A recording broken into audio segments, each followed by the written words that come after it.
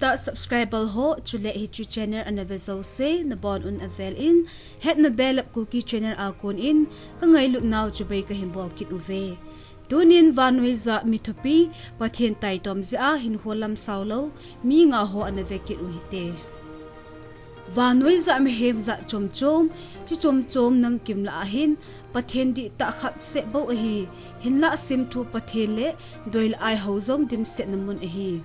Mihem khat'in pathen khatpen tahsan le hona aneitah ahile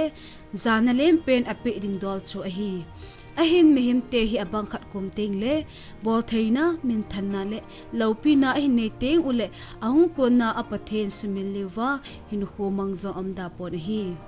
Hezechun galetia bungup chang sagi achun NANGHO KILHEM CHAVAI HIH-UN pathen chu nelpi dana hipoi atin ahi Hichibang chun tunin Vannoija mi MINTHANG le lopia ki he hila pathen taitom jeh-a HINKHO so zolo mi nga anavel hite Thomas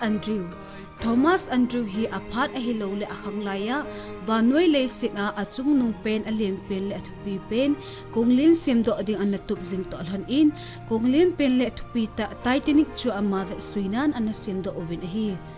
atup le adai banga hichiko MINTHANG le len anasemdo tolhan in thu somi hon hichiko len hi ichana bit nam te anada ochun pathen sing in zong hichiko len hi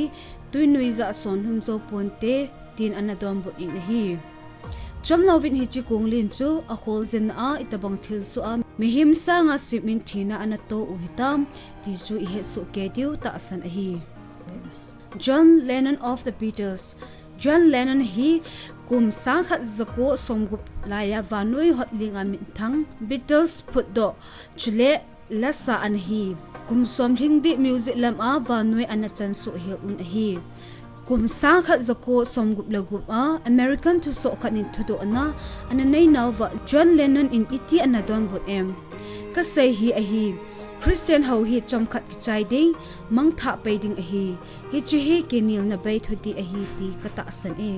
Jesu Christa wang chu aphanai hinla athu hil ho hi a champat jing e tunin ke ho ama sang in kamin a chi zo ve anetin a hi Hichi athu sehin Vannoija anung zui ho dihtah alovin a in sungmi kisan analung pamol he zing unahi Ichun sangkhat zako som sigi kum a amho bendinga mantha na ahin lut na ban a December tarik yet sangkhat zako som sigi kum in John Lennon chu alu changta gut vezen angailu anung zui ho khat'in a in maya anaka pe in a HINKHO anakichai ta hi Het taiding khat chu Jesu Christa anatai tom nakum sangkhat zako som lagu ahina ban a akikap na may janggut ve anahi Marilyn Monroe akhang aphat lai zading a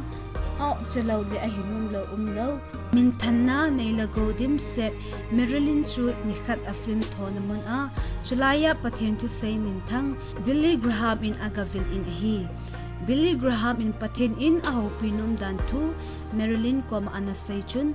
Jesu kin kangai chapoi tin anadom bot in ahi hinla hapakat lam zovin alup na a athisa in in ahi Tancredo Nevis presidential milhan kitian na a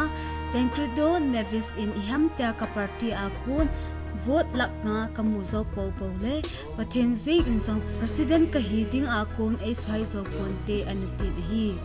asay mabawin vote chul hingsen anamon ahi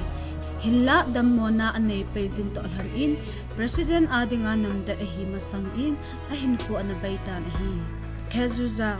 Kazuza lasa lasim le zaila sun tempa hi pathen adaw daldan chu Brazil khupi Rio de Janeiro mun a so abolizin mi pi tamta masang achun churup achep in amay ko chu vanlam a alhado in pathen hi chinang adik ahi anatin ahi kum som thumlan ni cha hinalai akhang nup lai ta ding in lungs cancer ana in Melsa ta la tholo ta in anathin hi